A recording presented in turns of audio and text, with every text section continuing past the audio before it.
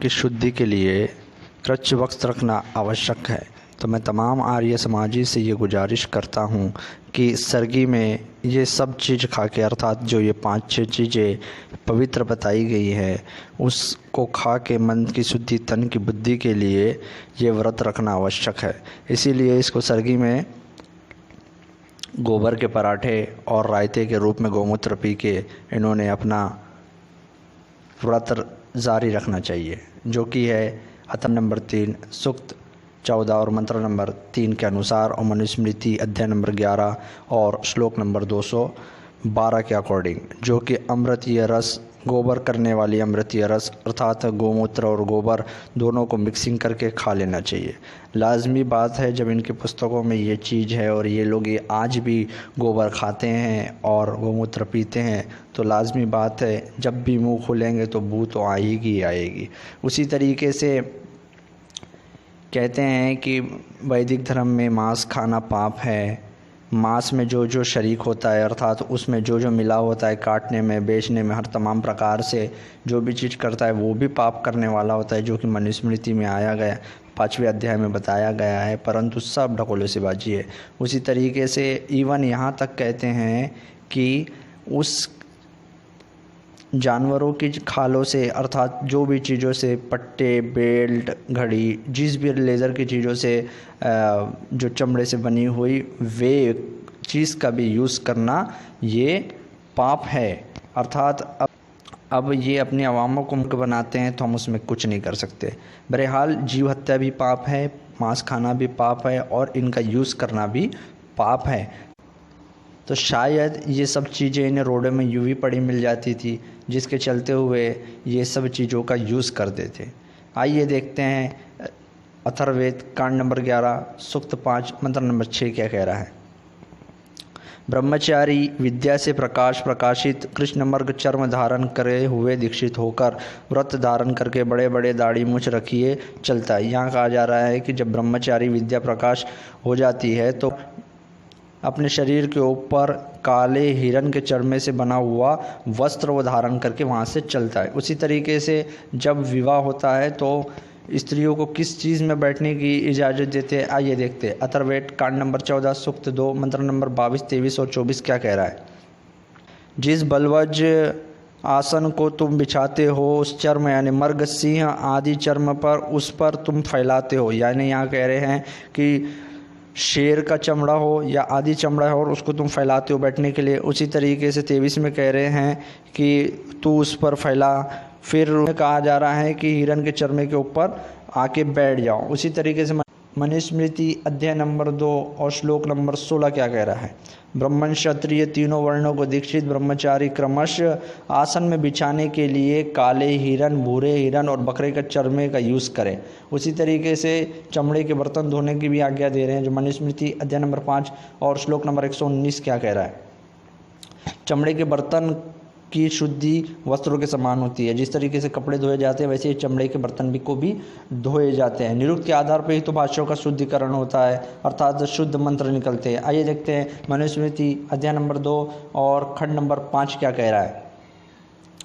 सोम को निचोड़ने के लिए गो का चर्म बैठे और वह चुनने चमड़े अंशु प्राप्त होते हैं। और इस तरीके से पूरी व्याख्या करते हुए कहते हैं कि चमड़े को और चर्बी को भी गो कहा जाता है और इसकी तांत अतः इसकी नसों और इसके चमड़ों से धनुष्य बाण की भी रस्सियाँ बनाई जाती थी, इसीलिए उसे गो कहा जाता है।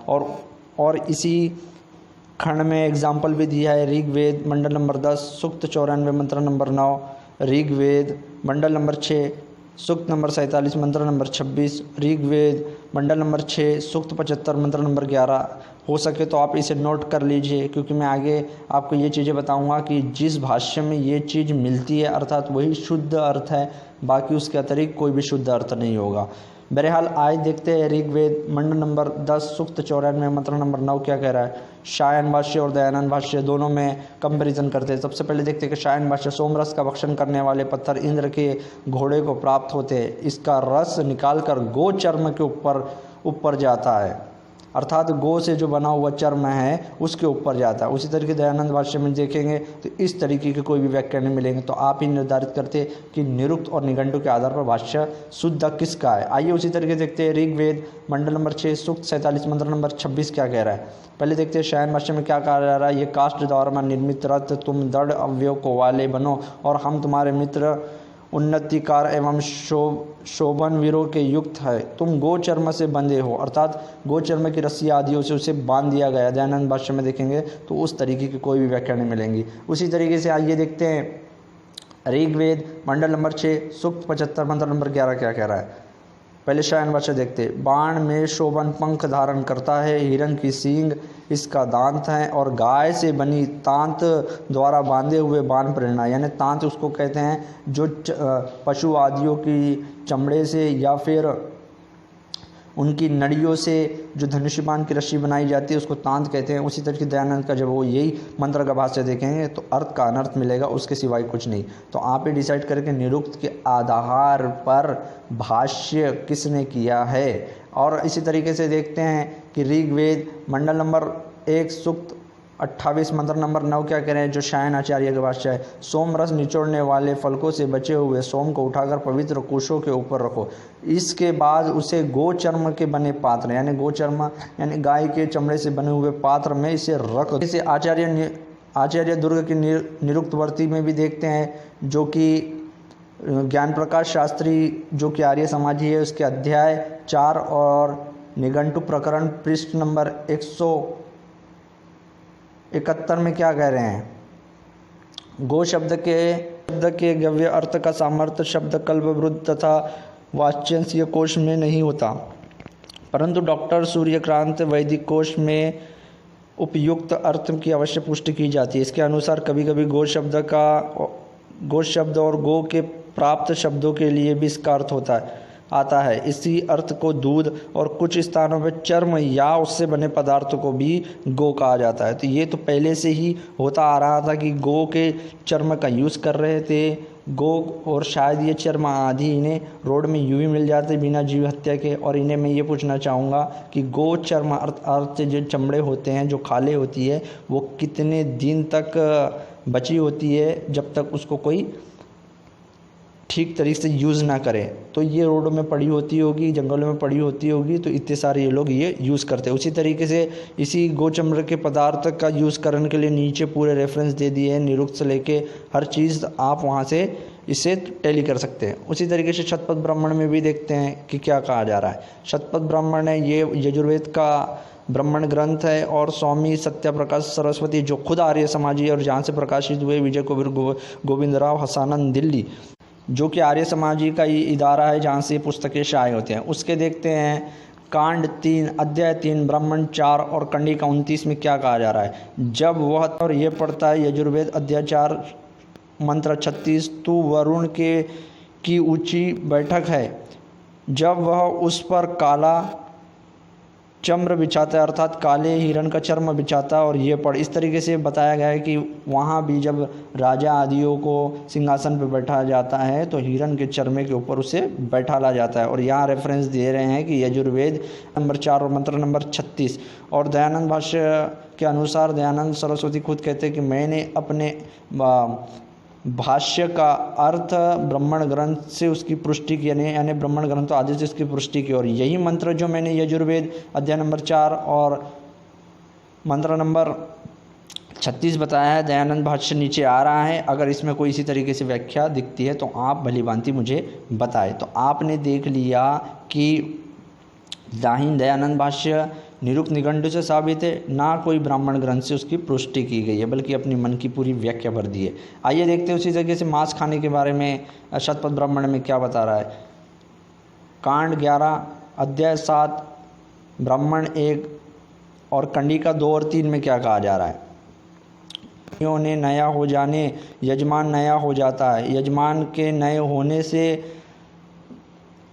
घर वाले तथा पशु भी नए हो जाते हैं। और आत्मा निष्करण आयु भी बढ़ने वाला होता है। आयुति देने के लिए यजमान यज्ञ यानी हवि चाहती है, यजमान का कल्पना करती है। जाते हैं, मांस भी पकाया जाए, परंतु अग्नियों की आशा तो ये है कि मांसो अर्थात मांस को उस पर जिस पे ये है।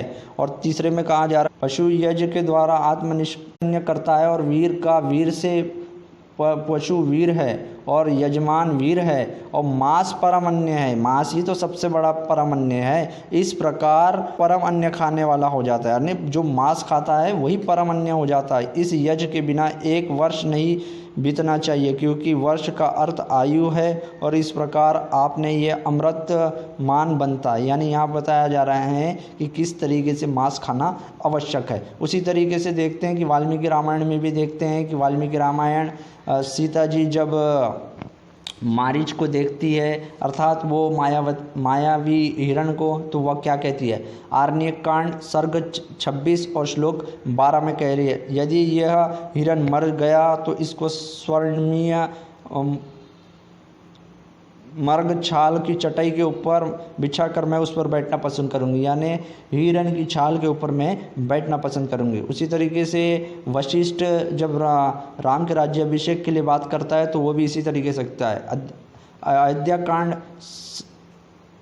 3 श्लोक 11 में क्या कहा है। इसी तरीके से सब सामान की व्यवस्था करने कह रहे हैं कि ये भी लाओ, वो भी लाओ, ध्वज भी लाओ, अग्नि भी लाओ। और वहाँ कहते हुए करता है कि स्वर्ण मेंढे के सिंग अर्थात सोने से बने सिंग वाले बैल ले आओ और अखंडित वार्ग चर्म तथा उन जो कुछ है सब तैयार। शेर के चमड़े का भी यूज़ किया जाता था। उसी तरीके से अयोध्या कांड स्वर्ग 15 और श्लोक 24 में कहा जा रहा है, अर्थात जब कैकेयी हुक्म देती है कि तुम 14 वर्ष के लिए वनवास चले जाओ तो किस कपड़े पहनने की वो भी आज्ञा देती है। ये तुम देखिए, तुम इस अभिषेक को त्याग तथा जटा और मर्ग चर्म अर्थात हिरण के चर्म कर 14 वर्ष के लिए दंडवन होकर वास करो, यानी जाके वनवास कर लीजिए।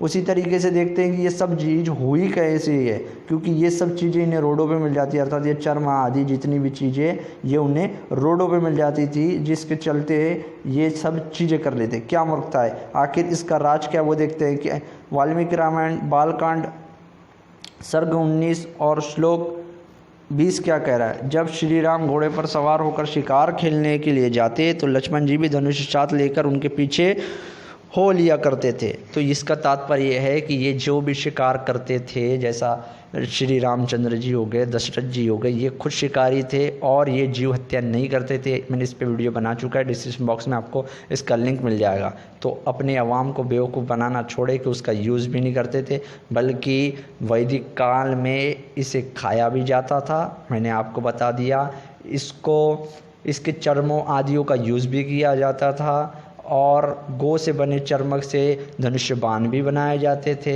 और ये भी सिद्ध हो गया दयानंद भाष्य निरुक्त और निघंटु के आधार पे ही भाष्य शुद्धिकरण होता है। तो आपने देख लिया किसका भाष्य ऑथेंटिक है। दयानंद सरस्वती ने ये भी दावा किया कि मैंने अपने भाष्य की पुष्टि ब्राह्मण ग्रंथ आदियों से की, उससे उसका कोई मेल जोल नहीं। तो ये सब गपोड़ी अपने पास रखिए हैं और उसको मारा भी करते थे, क्योंकि लाजमी सी बात है कि ये रोडों पे तो पड़ी मिलती नहीं थी और इतनी